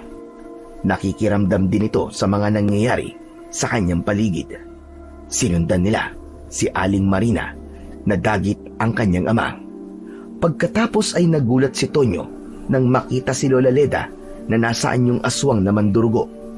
Mabilis din itong lumipad at agad na nilapitan ang lumilipad na pinuno ng mga aswang. Panay ang pag-angil nito habang dala ang kanyang ama. Pinili ni Tonyo na patamaan ng pakpak ng kalaban. Saktong pagbaon ng kanyang palaso sa pakpak nito, bumagsak sa lupa ang pinuno kasama ang kanyang ama. Mabuti na lang at naagaw ito ni Lola Leda. Inilayo ni Lola Leda si Mang Daniel. Hinayaan itong puntiryahin niya ang pakpak. Magkakasunod yun na kahit nagpupumilit itong bumangon, ay hindi niya ito tinigilan. Sige, subukan mong tumakas. Hindi ako mapapagod. Napuntiryahin ka sa noo. Napansin ni Tonyo na muling kumislap ang suot nitong kwintas. Lumingon muna siya kay Lola Leda na malayo sa kanila ng ilan di pa. Kaya sa pagharap niya ay nagulat siya nang bigla ay nasa harapan na niya si Aling Marina at nadampot nito si Sidor mula sa kanyang balikat. Tulungan mo ako! Tulungan mo ako, Tonyo! Umalingaw-ngaw ang malakas na pagtawa ng aswang na mandurugo habang hawak nito ng maigpit ang leeg ni Sidor. Sinabi ni Aling Marina na alam nito ang lakas ng kapangyarihan at linaw ng mga mata ni Tonyo ay nasa kalapati. Habang sinasakal nito si Sidor ay nahihirapan na rin siyang huminga. Napaluhod siya sa lupa. Lumapit sa kanya ang pinuno ng aswang. Inatake siya nito ng saksak ng kuko sa kanyang dibdib. Gumuhit ang sakit sa sugat ni Tonyo. Mas lumapit sa kanya ang aswang at lumawit sa kanyang muka ang boting palawit ng kwintas nito. Kahit nangihina, hiniklas niya ang kwintas sa leeg nito. Tangkasan nitong kakagatin sa leeg si Tonyo. Ngunit mabilis na lumapit si Lola Leda at sinuntok nito ng ubod lakas ang muka ng kalaban. Layuan mo ang anak ko! Hayop ka! Magbabayad ka! Nagpambuno ang dalawang aswang, kaya nabitiwan nito si Sidor. Kaagad itong lumipad at dumapo sa balikat ni Tonyo. Habol ang kanyang hininga, ay naramdaman niya ang kamay ni Mang Daniel. Anak, ayos ka lang ba? Diyos ko, hindi ko alam na isa ring aswang ang matandang yun. Tay, bakit po tinawag niyo po akong anak? Imposibleng anak ka niya. Nagkamali ka lang sa narinig mo.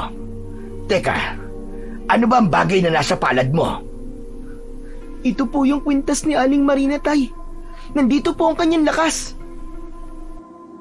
Nagkakamali ka. Hindi yan ang kanyang lakas, Tonyo, kundi kasunduan ng isang mapaghiganting aswang. Ako lang ang may kakayahang magbasag niyan. Bilisan mo, Tonyo. Ibaba mo ang bote at tutukain ko. Ipinatong ni Tonyo ang bote sa bato. Hinayaan niyang tukain yun ng paulit-ulit ni Sidor. Bawat pagtuka nito sa takip ng bote ay nasasaktan din si Aling Marina. Kaya naman, Bumagsak ang mga ito sa lupa at nakita niyang sugatan din si Lola Leda. Tumayo si Aling Marina papalapit sa kanilang kinaroroonan. Kaya habang binabasag ni Sidor ang bote, ay pinuntirya naman ni Tonyo ng kanyang naglalagablab na palaso ang dibdib ng kalaban. Tumagos ang palaso. Tila nawala ang lakas nito at kapangyarihan. Napaluhod ito sa lupa. Saktong nabasag din ni Sidor ang bote. Nakita ni Tonyo ang laman ng bote. Dugo ang laman nun. Kulay itim na dugo. At nakita nila ang dalawang kulay itim na usok na lumabas mula sa loob ng bote. Pumasok yun sa katawan ng mga aswang. Halos manlaki ang mga mata ni Namang Daniel at Tonyo nang makita ang pagbabagong anyo sa dalawang nilalang na nakahandusay sa lupa. Tay, nagkapalit po sila ng anyo. Si Aling Marina naging isang matandang babae at si Lola Leda naman ang naging isang matandang babae.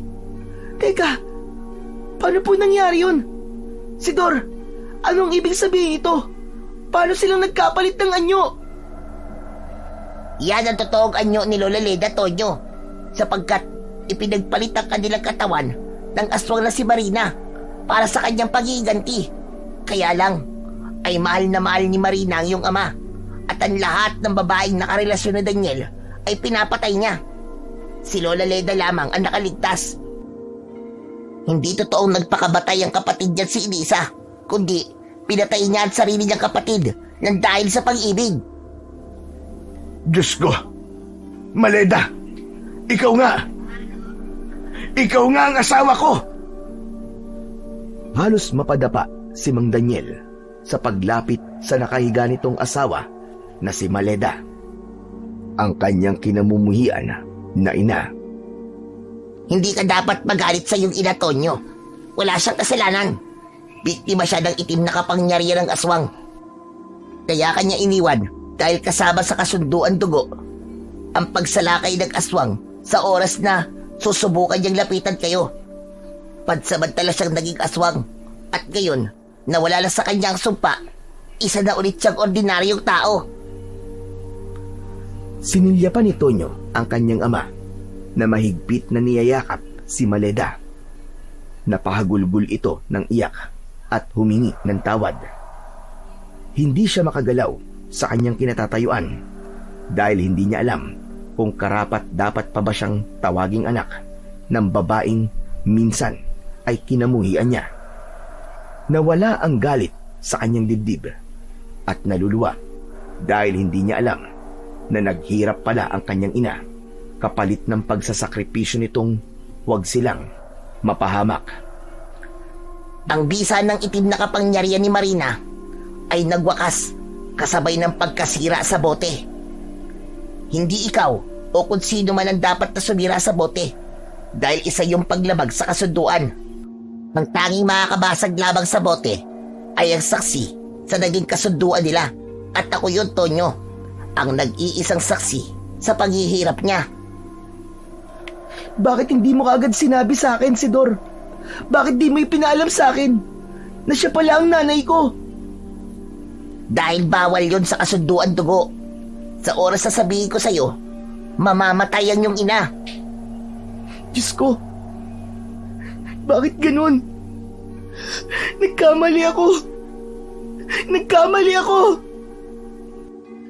Sa pag-akbang ni Tonyo papalapit sa kanyang mga magulang, ay muling bumangon si Aling Marina. Buong tapang na inangat ni Tonyo ang kanyang pana at itinutok yun sa noo nito. Binitiwan niya ang tali ng kanyang pana. Isang malakas na pagbaon ng nagliliwanag na palaso ang tumama sa noo nito. Tumagos yun sa ulo ng aswang. Kasabay ng malakas nitong pag-angil, ang mabilis namang paglamon ng apoy sa buo nitong katawan. Sumama ang abo nito sa hangin hanggang sa tuluyang naglaho. Dahan-dahang lumapit si Tonyo sa kanyang ina na nakatayo at inaalalayan ni Mang Daniel. Nay! Nay! Nanay ko! Hindi na napigilan pa ni Tonyo ang kanyang sarili. Nanginginig ang kanyang labi na mahigpit na yumakap sa kanyang ina. Hindi siya makapaniwalang ang lahat pala ng galit niya para sa kanyang ina ay mawawala sa isang saglit lamang. Anak ko, patawarin mo ko kung hindi ako nakalapit sa iyo noon. Patawad, anak. Alam ng Diyos kung gaano kita kamahal, anak.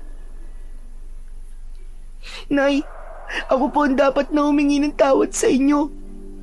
Nagalit po ako sa inyo. Patawad po, Nay. Patawarin niyo po ako. Kasalanan ko ang lahat, anak. Naging malupit ako sa'yo. Akala ko, totoong iniwan tayo ni Maleta. Sa'yo ko ibinuhusan lahat ng sama ng loob ko sa kanya. Hindi niyo po dapat yung ginawa, Tay. Hindi niyo po alam kung gaano ako naghirap habang patuloy niyo akong sinasaktan. Muntik ko na po kayong kamuhian. Patawad, anak. Nang dahil sa akin, napahamak kayong dalawa. O paano, kaibigan? Lola Leda, pasensya na po. Kailangan ko na magpaalam. Tapos na po ang misyon ko sa baryong ito. Teka, Sidor, maraming salamat ha. Maraming salamat sa lahat ng tulong mo. Salamat, kaibigan. Ako dapat na magpasalamat sa inyong mag-ina sa pag-aalaga nyo sa kapatid ko. Ay teka, may gusto pala akong sabihin sa iyo, Tonyo. Naalala mo ba ang batang lalaki na nagbigay sa iyo ng kalapati? Ako yun eh. Ako ang kaibigan mong pumunta ng Maynila. O ano, ayos ba? Kung ganun, matagal na pala kitang kaibigan. Kaya mo palang mag-anyong tao. Hindi masyado. Limitado lamang ang kapangyarihan namin. Ang totoo, si Kuya Entor mismo ang pumili sa'yo. Pasensya ka na talaga kung sinisi kita sa pagkamatay niya, ha? Ay, oo nga pala. Bukas, makakakita na ulit si Burnog. Maaalala niya kung sino nagligtas sa kanya kahit nasa ilalim siya ng hipnotismo ng aswang. Asahan mong magbabago na sila dahil bukal sa loob nila ang pagsisisi. Patawarin mo sila. Kagaya ng sinabi ko sa iyo, Tonyo. Mahalin mo ang kaaway. At kapag binato ka ng bato, batuhin mo ng tinapay. Dahil ang pagigiganti ay walang magandang idudulot sa buhay natin. Nakakahiyang malaman na ako lang ang hindi nakakarinig sa boses ng kalapati mo, anak.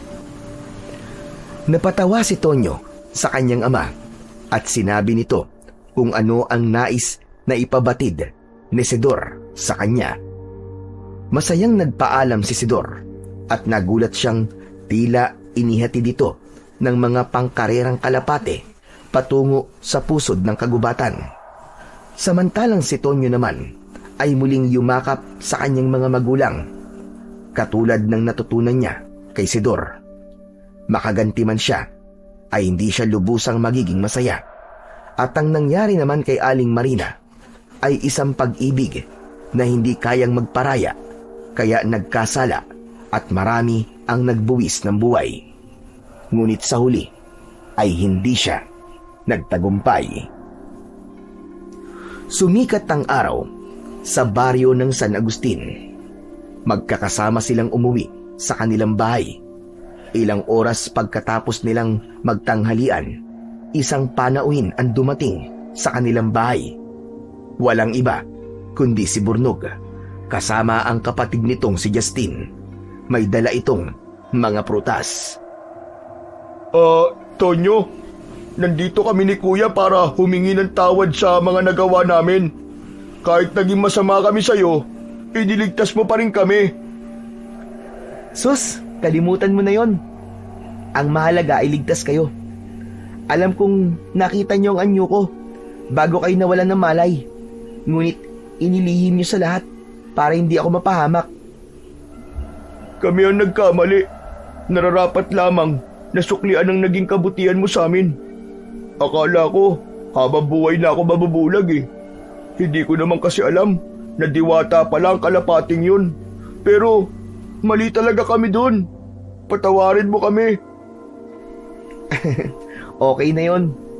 Kaya hindi tayo dapat na maging malupit sa mga hayop, lalo na sa mga kalapate.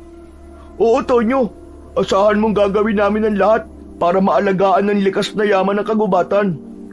Oh, heto nga pala ang mga prutas para mabilis na gumaling ang sugat mo sa dibdib.